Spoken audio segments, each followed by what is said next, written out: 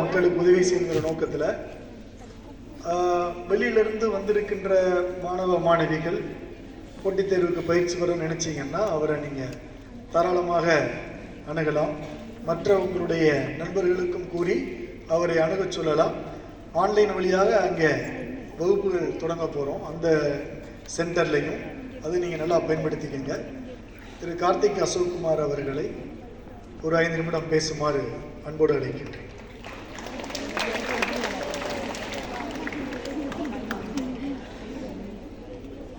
மேடையில் அமர்ந்திருக்கும் மரியாதைக்குரிய ஐஏஎஸ் அவர்கள், ஐயா மதிப்புக்குரிய சார் சிபி சார், அவங்க ஒரு அவரோட ஃபஸ்ட்டு பேசும்போதே ஒரு பெரிய இம்பேக்ட் கிரியேட் பண்ணாங்க.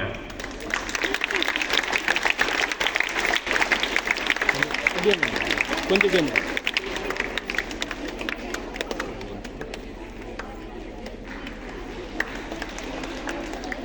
அவங்கள்ட்ட ஃபஸ்ட் பேசும்போது ஒரு இம்பேக்ட் க்ரியேட் பண்ணாங்க. அப்போது நம்மளுக்கு ஒரு பாசிட்டிவ் வைப் இருக்கும்ல, அப்போது அந்த பாசிட்டிவ் வைப் வந்து நம்மளுக்கு இந்த ஜென்ரேஷனுக்கு கனெக்ட் ஆகுமா அப்படின்னு ஃபிகர் அவுட் பண்ணுன்னு வச்சுக்கோங்களேன். அதுக்கப்புறம் அப்பாட்ட பேசிக்கிட்டேன். அப்பா கிட்ட வந்து முதல் முறையாக கோரிக்கை வச்சது பார்த்தீங்கன்னா, இங்கே வந்து ஐஏஎஸ், ஐஆர்எஸ், டிஎன்பிசி, பிஎஸ்சி எக்ஸாம்ஸ்க்கு ஒரு கோச்சிங் சென்டர் வேணும்னு கோரிக்கை வச்சது அரசு கல்லூரி பிரின்சிபல் சார். அவங்க தான் ஃபஸ்ட்டு கோரிக்கை வச்சாங்க. தொடர்ந்து கோரிக்கை வச்சுக்கிட்டே இருந்தாங்க. அவங்களோட முன்னெடுப்பு தான் அது. அதே மாதிரி அவரோட சன்னில்லாவும் நம்மளோட ஃபவுண்டேஷனில் ஒரு அட்வைஸராக இருக்காங்க. பிரதர் வந்து ஆரம்பத்துலேருந்தே அவர் சொல்லிக்கிட்டு இருந்தார், இங்கே வந்து நான் கஷ்டப்பட்ட மாதிரி இங்கே பிள்ளைங்கள்லாம் கஷ்டப்படக்கூடாது, நம்ம எப்படியாச்சும் இதை கொண்டு வரணும் கார்த்தி. அப்புறம் ஐபிஎஸ், நம்ம வீட்டில் ஐபிஎஸ் நம்ம ஊரில் ஒரே ஒரு ஐபிஎஸ் இருக்காங்க. அப்புறம் அன்புச்செல்வன் ஐஏஎஸ் சார் இருக்காங்க. அவங்க தான் முதல் ஐஏஎஸ் இல்லைங்களா. அதுக்கப்புறம் பார்த்திங்கன்னா சிவகுரு சார். அப்புறம் இது மாதிரி ஒரு ஹிஸ்டாரிக்கலாக பார்த்திங்கன்னா ரொம்ப விரல் விட்டு எண்ணிடலாம் நம்ம ஊரில் இருக்க கவர்மெண்ட் அஃபீஷியல்ஸை.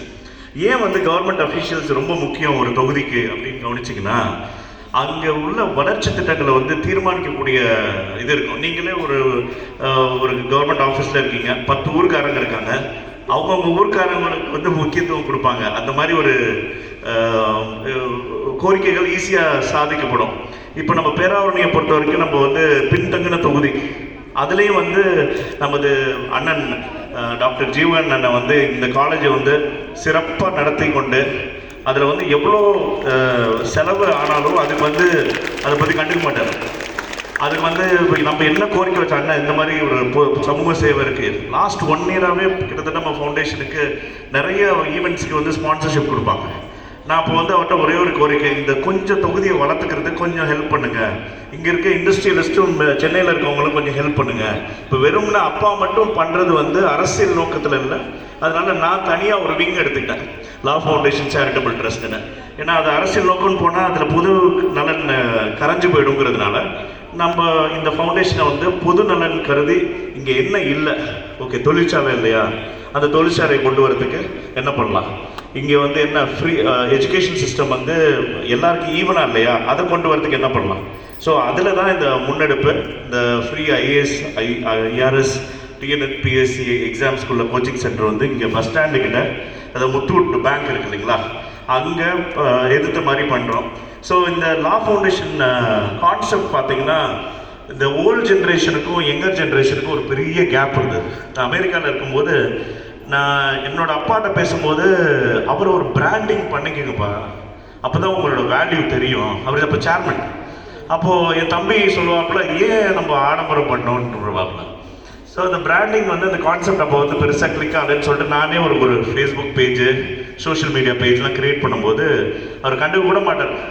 ஸோ அதை வந்து கொஞ்சம் கொஞ்சமாக அவரோட சமூக சேவை பண்ணுறதெல்லாம் போஸ்ட் பண்ணி பண்ணும்போது அவங்களுக்கு அதோட மிகை தெரிய ஆரம்பிச்சிது. ஸோ நம்மளோட வேல்யூ எப்போ தெரியும்னா, நம்ம அதுக்கு எப்போலேருந்து முயற்சி எடுக்கிறோம், அதுக்கு விடை வந்து ஒரு 10 வருஷம் கழிச்சு, 15 வருஷம் கழிச்சு தெரியும். அந்த சக்ஸஸில் உங்களுக்கும் ஒரு சிறிய அளவு ஒரு பங்கு இருக்குது அப்படின்னு தெரியும் போது அந்த வேல்யூ வந்து மிகப்பெரிய தாக்கத்தை ஏற்படுத்தும். அதனால் நீங்கள் வந்து இப்போ 10th படிக்கிறீங்க, 11th படிக்கிறீங்க, 12th படிக்கிறீங்கன்னு நினைக்காம இப்போலேருந்தே ஒரு ஆராய்ச்சிக்குள்ள மைண்ட் செட்டை நீங்கள் ஏற்படுத்திக்கிட்டிங்கன்னா அந்த ஆராய்ச்சிக்குள்ள மைண்ட் செட்டு. இப்போ ஒன்றும் இல்லை, கூகுளில் தட்டி ஐஏஎஸ் ஏன் படிக்கணும், ஐஆர்எஸ் ஏன் படிக்கணும், இல்லை டிஎன்பிஎஸ்சி, இல்லை எம்பிபிஎஸ் ஏன் படிக்கணும், இல்லை ஜென்ரல் நாலேஜ் ஏன் வேணும் அப்படிங்கிற மாதிரி சும்மா ஒரு ஆராய்ச்சி நோக்கத்தை உங்களுக்குள்ள விதைக்கணும் அப்படிங்கிறது எங்களோட நோக்கம், லா ஃபவுண்டேஷனோட நோக்கம். அதனால தான் எஜுகேஷன் சம்மந்தப்பட்டது ரூரல் சைடில் ரொம்ப முக்கியம்னு ஏன் நினைக்கிறோன்னா, அந்த எஜுகேஷன் வந்து உங்களுக்கு சொத்தை விட ஒரு மிகப்பெரிய முக்கியத்துவத்தை ஏற்படுத்தும்.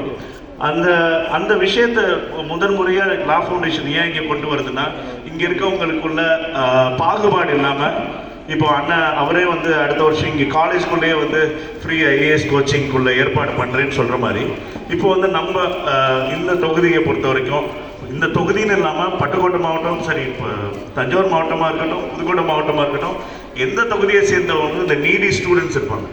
அந்த ஸ்டூடெண்ட்ஸ்க்கு வந்து பே பண்ண முடியுது இங்கே அந்த மாதிரி இருக்கிற மாதிரி கொண்டு வந்துட்டு, இப்போ யூகேல இருக்க நண்பர்கள், அமெரிக்காவில் இருக்க நண்பர்கள்லாம் வந்து பர்சனாலிட்டி டெவலப்மெண்ட் கோர்சஸ்லாம் ஆன்லைனில் எடுக்கிறதுக்கு நம்ம கார்ப்பரேட் சைடில் இருக்க கான்டாக்ட்ஸ் எல்லாமே அவங்க இந்த சோஷியல் ஒர்க்கில் சேர்ந்துருக்காங்க. இப்போ நம்ம ஃபவுண்டேஷனில் அக்ராஸ் குளோப் பார்த்தீங்கன்னா ஒரு 300 பேர் இருக்காங்க. யூஎஸில் மட்டும் ஒரு 2-3 CEOs who was very inspired about this initiative. ஏன்னா இந்த சஸ்டைனபிலிட்டி மைண்ட் செட்டுங்கிறது பார்த்தீங்கன்னா நிலைத்தன்மை மனநிலை வந்துருச்சுன்னா சக தோழர்களையும் சமமாக பார்க்குற குணங்கள் வந்துடும். இப்போ பார்க்கும்போதே உனக்கிட்ட என்ன இருக்குது ஒன்றை இல்லை அப்படின்னு பார்க்குற குணங்கள் போய் உங்களுக்கு என்ன உதவி பண்ணலாம், என்னால் முடிஞ்சது என்ன அப்படிங்கிற மாதிரி வந்துடும். அது மாதிரி தான் சிவி சார் வந்து இப்போது அவர் சிட்டியில் அங்கே இருந்தாலும் இந்த கிராமப்புறத்துக்கும் நம்மளோட ஞானத்தை வந்து காணிக்க கொடுக்கலாம். அவரும் ஃப்ரீயாக பண்ணுறதுக்கு நான் நினச்சேன் ஒரு கமர்ஷியலாக ஏதாச்சும் கேட்பாங்க அப்படின்னு நினச்சேன்.